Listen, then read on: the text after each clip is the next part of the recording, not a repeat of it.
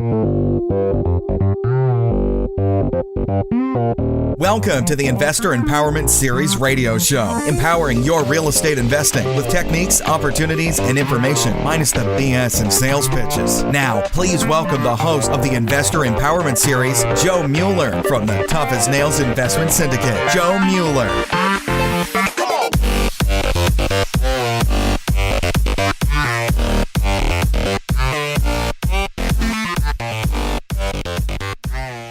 You're listening to the Investor Empowerment Series radio show, episode number 61. Hey guys, thank you for being a part of my podcast. Let me say that first and foremost. So proud that I've done 60 episodes. Been a little over a year doing this. I love it. I'm having fun with it. I make a lot of great connections, meet a lot of great people, just as a result of me blabbermouthing for anywhere from 15 to an hour and 15 minutes once a week. That said, right now I'm in my hotel room in Dallas, Texas. I just finished up a 2-day class I attended about, partnerships, raising money, working with investors. Probably one of the best classes I've ever taken in my quote-unquote career as a real estate investor. For those of you that know me, you also know that I am not one to jump at the, next weekend boot camp for $1,500. I'm actually a very big skepticist of things like that. And, I was sitting there a couple weeks back, maybe a couple months back, having pizza with my wife. We were talking about, some of the changes in what's been going on with my real estate business and the brokerage and some of the other opportunities on the horizon. And, I said, I think this might be something I should really consider. I've been considering coming to this class for the last, probably 2 years. It's been held for the last 4 or 5 years, maybe even longer. For those of you interested in knowing about this partnership and fundraising and syndicating class, please email me directly. I really don't want to broadcast it out there because I don't think I should be marketing for someone else. I can't give the best message about it. So that said, if you're interested, joe@tannisgroupllc.com. That said, I had some really good takeaways.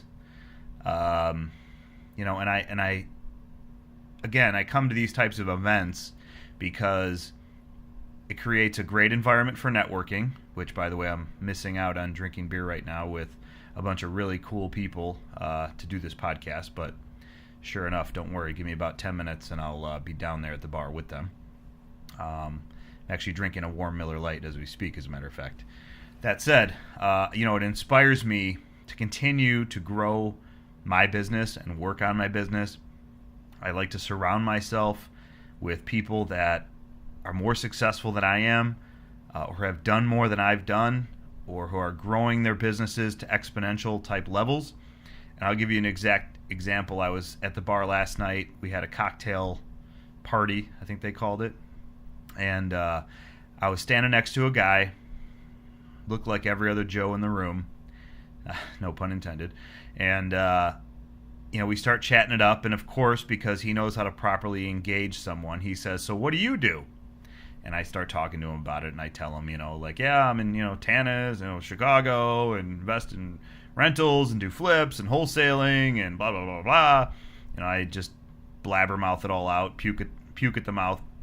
And so then I, of course, follow up the question the same way he did, and I said, "So what do you do?"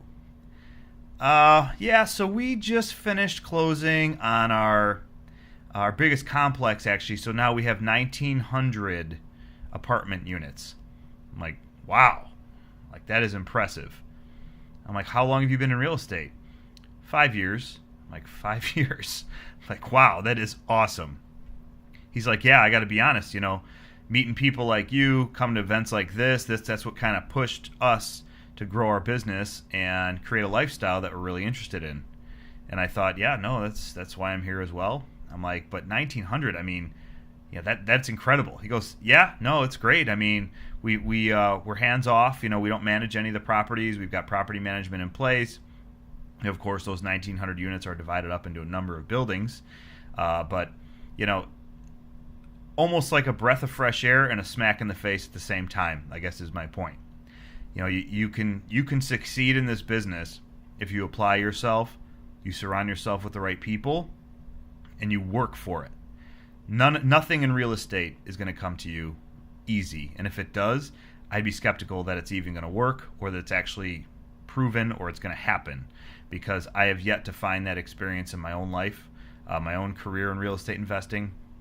That said, again, so partnering with other people, utilizing other people's funding. Big topic we talked about last week was finding funding for your deals, different resources that were available. Being at this event for the last 2 days down in Dallas, I have a property under contract right now.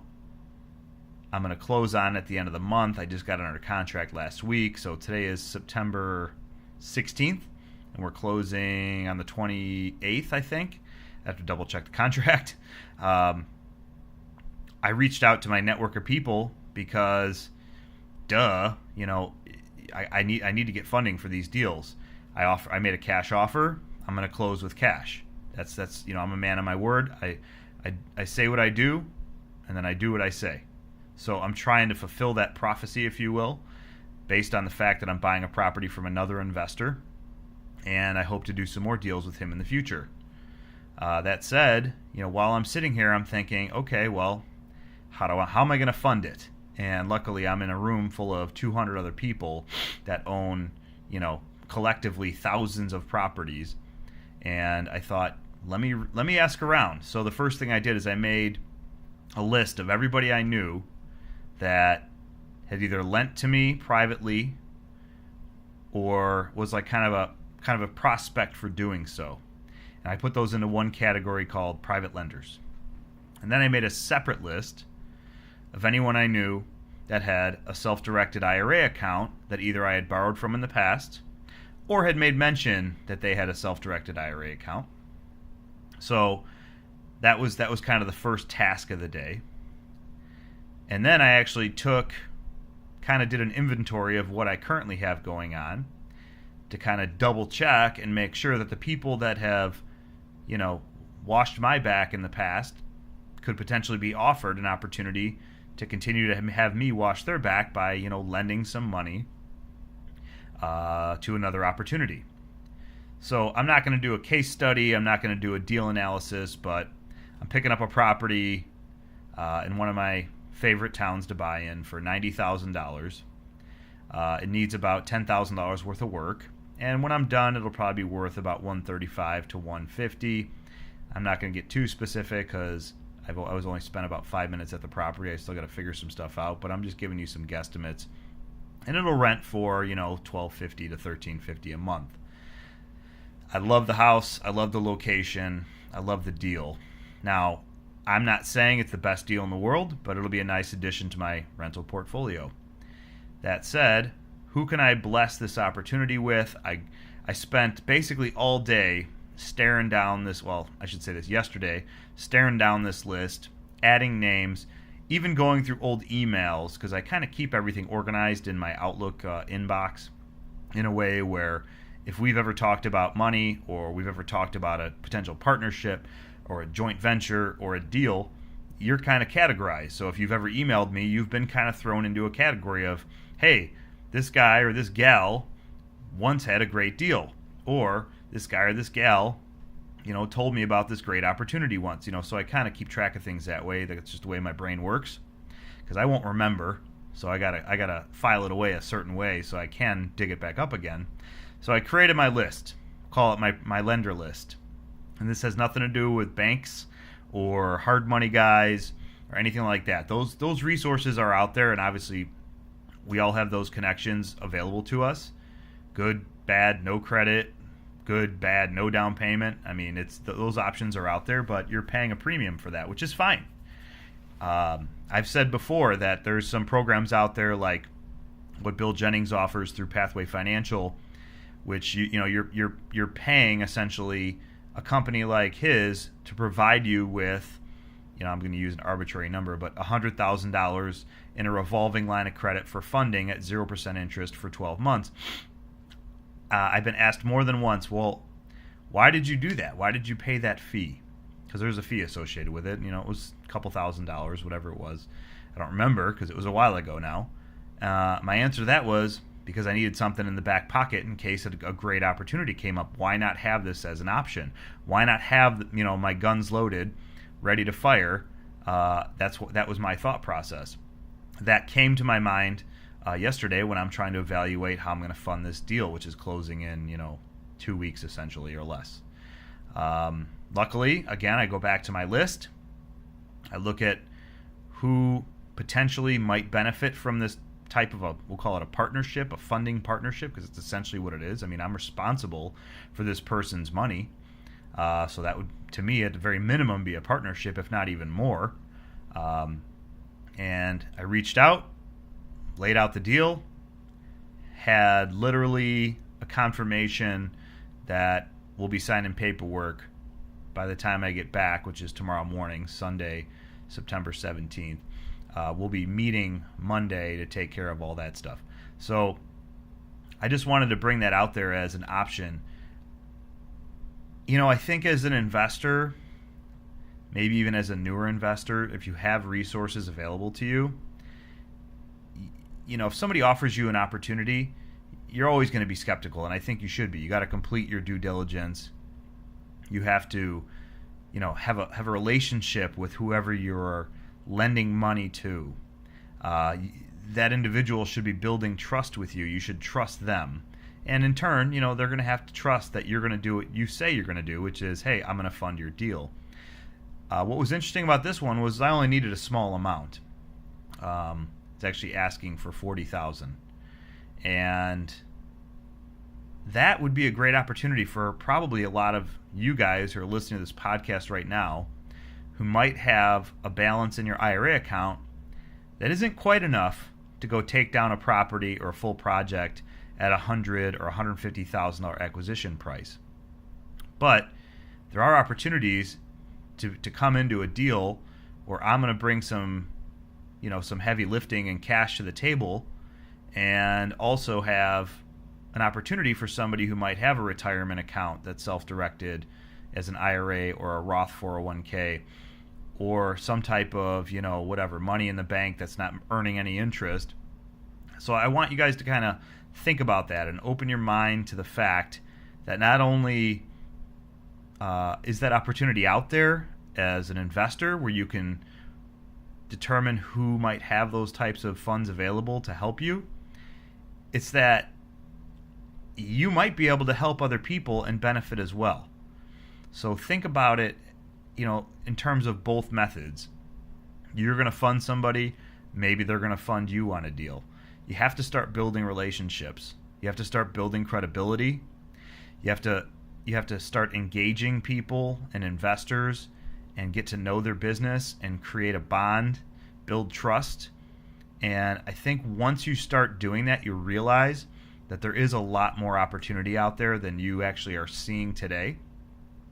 There's a lot more money out there that you thought that there was. And as long as you put that partner first, I don't see how you could not always be successful in that relationship. Maybe not every deal is successful. I mean, for sure, you have to be prepared to tell that partner the truth that, hey, this isn't going the way that things were planned to go. But the number one key to that, and this is something I learned this weekend at this event I'm at down in Dallas, is communication.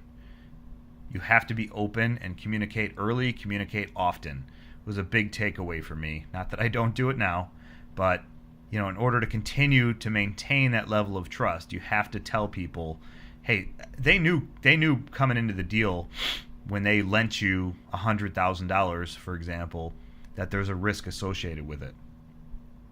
As things progress or go south, you need to continue to communicate what's going on. Maybe even allow them to offer their opinion on, like, hey, maybe you should try this or try that. Because at some point, that relationship has got to be more important than that opportunity or that property, because you're going to lose that next opportunity as a result if your reputation goes downhill as a result of the way that you treat people. That said, I think that's about all I got today. This is a quick one. I just wanted to put that out there. keep networking, keep talking to people. Consider utilizing some money you've got socked away in a retirement account. Move it somewhere you can self-direct it, and loan to your fellow investors that you meet at networking meetings, or you meet at meetup groups, or maybe you've attended some of these boot camps and classes with people you've established relationships with over the years. Those opportunities are out there. I mean, ideally, with the goal of this podcast, someday, I'd love to be able to say, hey, I have an opportunity in blank, blank, Illinois, or, blank, Florida, and we're going to be trying to raise X number of dollars, and if anyone's interested in hearing more about it, please shoot me an email. Now, obviously, that whole statement I just made was made up on the spot, but that's my goal for doing this podcast. Think about what your goals are as an investor and how to accomplish those. I spent the last 2 days in a very intense, basically 9-10 hour days. I just got done. It's a 10-hour day today. Intense, goal-oriented, relationship-specific, and business-driven conference about, taking it to the next level. And I would implore all of you to try to engage that same mindset and look for opportunities that, even though you may think that you're $20 or $40 or $50,000 that you might have in an account somewhere socked away, it doesn't have much value.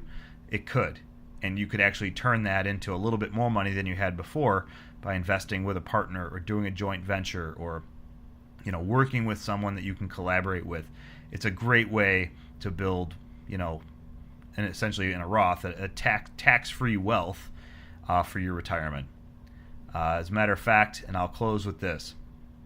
One of the exercises we had to do today was you were essentially forced, quote unquote, to have lunch with one of the other attendees in the class that you had never met before. Specifically, you should have never have spoken to prior to this event or in the last 2 days.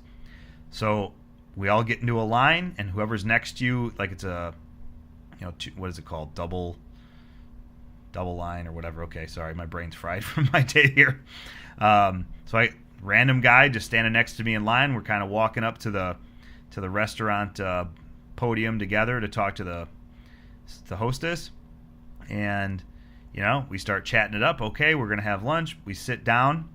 We're both talking about each other's businesses. This individual, as a matter of fact, had a lot of experience in the apartment business. I thought it was great. Years of experience. I mean, a wealth of information. And then in turn, he mentions how, I shouldn't say that. I mentioned how, some funding has come from self-directed retirement accounts in the past. That was something he had actually never done, but he's kind of started to look into it.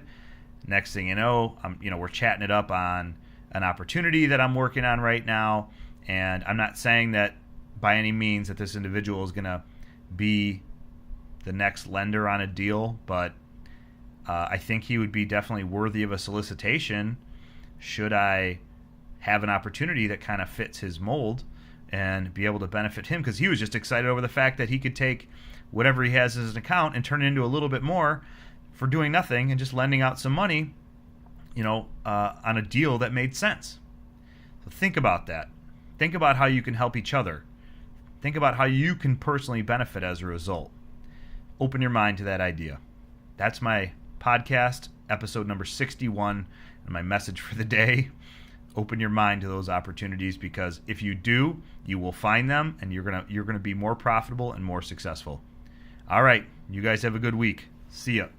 Thanks for listening to another episode of the Investor Empowerment Series radio show. Be sure to tune in next week for another empowering episode. We welcome your feedback, so please rate us on iTunes and Stitcher, and visit us at www.investoремpowermentchicago.com or tannisgrouprealty.com.